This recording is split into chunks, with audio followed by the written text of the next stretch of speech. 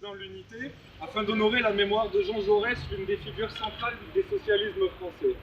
De la gauche, mais surtout afin de se souvenir des combats et idéaux des opprimés qui s'exprimèrent à travers lui.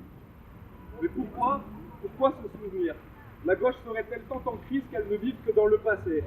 Non, bien entendu non. Si nous nous souvenons, c'est que comme Jaurès, nous sommes tournés vers l'avenir. Nous voulons régler les défis de notre temps. Et pour savoir où nous allons, il est souvent indispensable de savoir d'où nous venons et où nous en sommes. C'est le message que nous voulons adresser ici à tous ceux et toutes celles qui se réclament de Jaurès, même si les amnésiques ne seront là qu'à 18h. Si je dis cela, ce n'est pas pour créer la polémique. Diviser la gauche comme certains pourraient le prétendre. Ce n'est pas par esprit de contradiction, mais bel et bien par le souci de justice et de vérité qui nous réunit ici aujourd'hui. Jaurès disait « Le courage, c'est de chercher la vérité et de la dire ». Pour nous, le meilleur moyen de lui rendre hommage est donc de continuer à dire cette vérité. Et quelle est-elle aujourd'hui? Pour Jaurès, le Parti socialiste est un parti d'opposition continue, profonde à tout le système capitaliste. C'est-à-dire que tous nos actes, toutes nos pensées, toute notre propagande, tous nos votes doivent être dirigés vers la suppression la plus rapide possible de l'iniquité capitaliste. Pourquoi? Parce que le salarié est dans l'ordre économique réduit au servage. La République politique doit aboutir à la République sociale. La devise de la République sociale, ni oligarchie, ni bureaucratie, mais une vaste coopération sociale où les règles sont définies par tous. Le but et l'essence de tout socialisme, c'est d'exproprier le capitalisme pour organiser un régime nouveau où le travail sera souverain. L'idée de propriété sociale des moyens de production est le point lumineux où tous les vrais révolutionnaires se rallient, disait-il. Pour Hollande, qui se vante, la gauche a été au gouvernement, c'est ses mots, pendant 15 ans, au cours desquels nous avons libéralisé l'économie, ouvert les marchés à la finance et aux privatisations. On le voit donc bien, quand l'actuel président de la République réforme, entre guillemets, en se soumettant à la volonté des employeurs de baisser le coût du travail, celui du premier président du Parti socialiste de l'histoire de France prônait des réformes, oui, mais nettement orientées vers la propriété sociale et destinées à faire peu à peu éclater les cadres du capitalisme. Alors non, messieurs Hollande, Valls, Macron et Cambadélis, Jaurès n'aurait pas voté votre pacte de compétitivité, votre CICE ou votre loi Macron comme vous l'affirmez. Vous devriez l'écouter. Il y a plus de 100 ans, il vous prévenait déjà.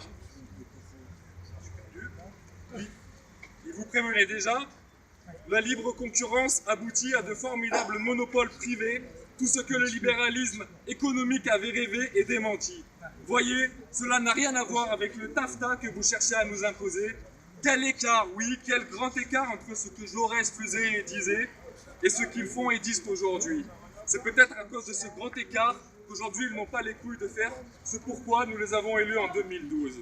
Et nous devons le dire ici aujourd'hui. Oui, ils devraient l'écouter, Jaurès. Jaurès défendait les services publics. Les socialistes d'aujourd'hui les privatisent. Ils défendaient l'impôt sur le revenu et l'expropriation des capitalistes. Les socialistes d'aujourd'hui ne font que proposer cadeaux et exonérations fiscales aux plus riches et aux multinationales. Ils coupent dans nos budgets publics pour renflouer les banques au nom de dettes illégitimes. Jaurès défendait le droit à la retraite. Les socialistes le détruisent aujourd'hui peu à peu. Il était partisan du droit des femmes. La politique actuelle d'austérité et de recul social les remettent en cause. Il défendait une république sociale, coopérative. Ils soutiennent une 5e république bonapartiste.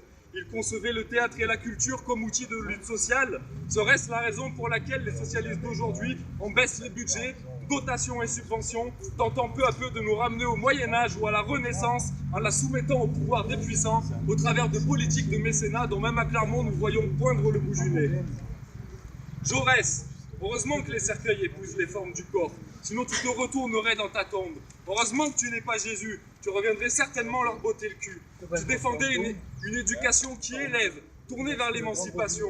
Ceux qui revendiquent aujourd'hui le nom de socialiste ne la conçoivent que comme un instrument pour former de nouveaux salariés dont tu disais que dans l'ordre économique, ils ne sont réduits qu'à l'état de servage. Oui, des serfs, des gueux, descendants, voilà comment nous considèrent aujourd'hui ceux qui se revendiquent comme tes descendants. Pour toi, Jaurès, le socialisme proclame que la République politique doit aboutir à la République sociale. Le socialisme veut que la République soit affirmée dans l'atelier. Pour Macron, les délégués du personnel et les prud'hommes sont un obstacle à la logique du profit dont il faut se débarrasser. La démocratie n'a rien à faire dans l'entreprise, doit régner l'arbitraire patronal. Tu les avais pourtant mis en garde. La classe ouvrière ne pardonnerait pas au socialisme d'essayer de diminuer le syndicalisme.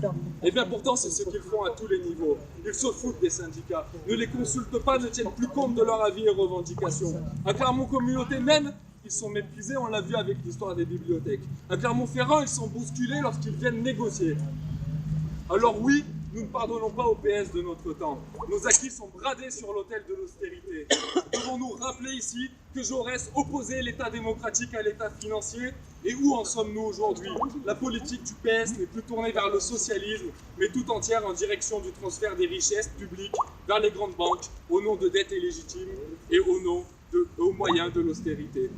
Jaurès s'adressait-il à nous, ici, maintenant, lorsqu'il disait « Je me demande parfois si notre génération verra la justice, il y a contre elle en Europe une vaste conspiration ». Parlait-il de l'Union européenne, de cette Europe forteresse qui assassine les migrants et asservit la Grèce, l'Espagne et les autres peuples, lorsqu'il disait « L'idée que ces hommes ont de la patrie est telle qu'ils n'élargissent leur nationalisme que pour mieux élargir leur barbarie ». Nous donnait-il un conseil lorsqu'il glissait « Tant que le prolétariat international ne sera pas assez organisé pour amener l'Europe à l'état d'unité, l'Europe ne pourra être unifiée que par une sorte de césarisme monstrueux, par un Saint-Empire capitaliste qui écraserait à la fois les fiertés nationales et les revendications prolétariennes. » Très certainement, oui, son message est pour nous. Déjà, en 1912, il avertissait. Qui aura le droit de s'indigner si les violences auxquelles se livre l'Europe en Afrique achèvent d'exaspérer la fibre blessée des musulmans, si l'islam répond un jour par un fanatisme et une vaste révolte à l'universelle agression? Parlait-il de ce qui se passe aujourd'hui au Proche-Orient? Parlait-il de Daesh? Nous ne voulons pas d'une domesticité internationale, disait-il. De la crise que traverse en ce moment la démocratie républicaine et la classe ouvrière sortiront pour l'une et pour l'autre de grandes leçons.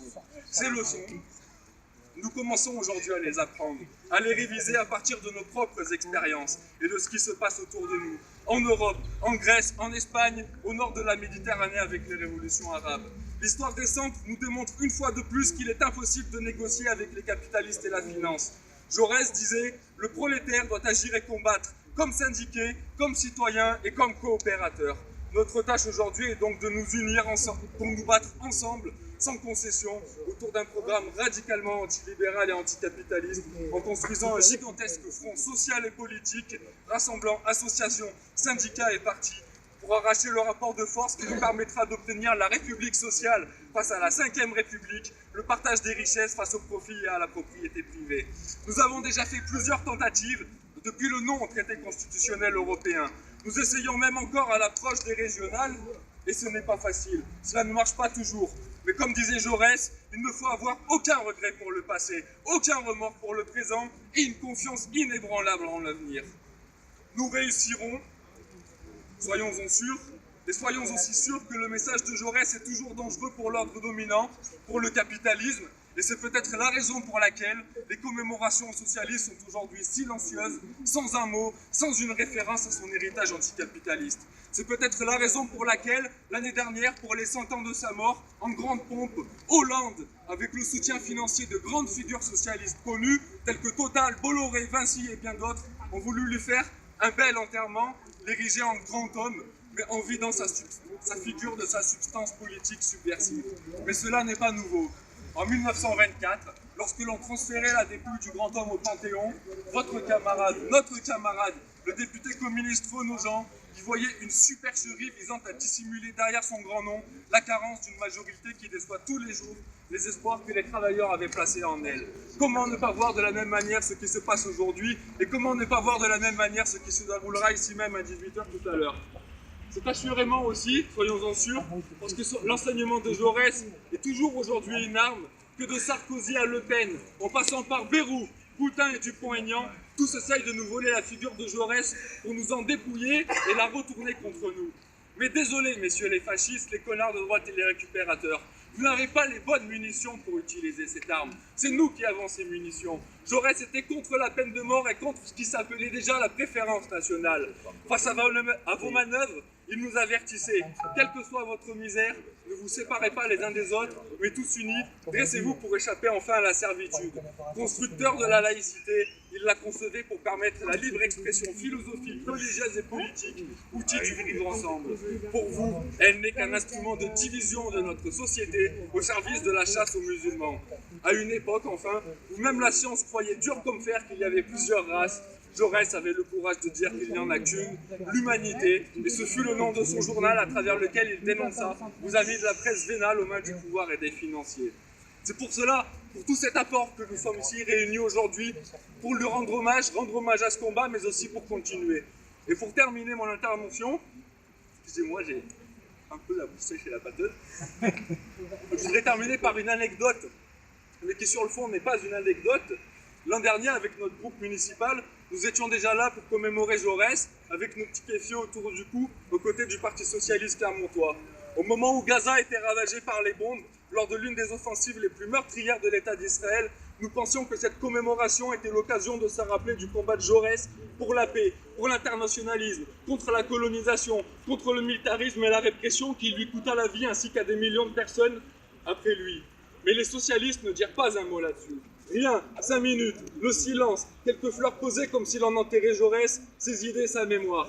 En son temps, Jaurès disait « Mais comment se fait-il que nul homme d'État ne puisse se lever pour dire « Cette guerre ne sera pas ». L'an dernier, nous avions, à la différence du temps de Jaurès, un chef d'État socialiste. Mais que faisait-il? Il apportait son soutien à Israël dans son projet impérialiste. Il organisait les manipulations de la rue de la Roquette à Paris, l'interdiction des manifestations de soutien au peuple palestinien, la répression des militants qui les organisaient. Alors même que face à la guerre, Jaurès préconisait la grève générale des travailleurs et la solidarité internationale. Quel écart entre ce que Jaurès a laissé dans son testament et ce qu'ont laissé ses héritiers de son héritage. Ils défendent aujourd'hui l'OTAN, la guerre au Mali et au Proche-Orient. Leur international socialiste a compté dans ses rangs des gens comme Moubarak, Ben Ali et Gbagbo, jusqu'à ce que des mouvements populaires les balaient. Était-ce d'eux que Jaurès parlait quand il dénonçait l'international des obus et des profits? Pouvons-nous parler de trahison? Je vous laisse seul juge.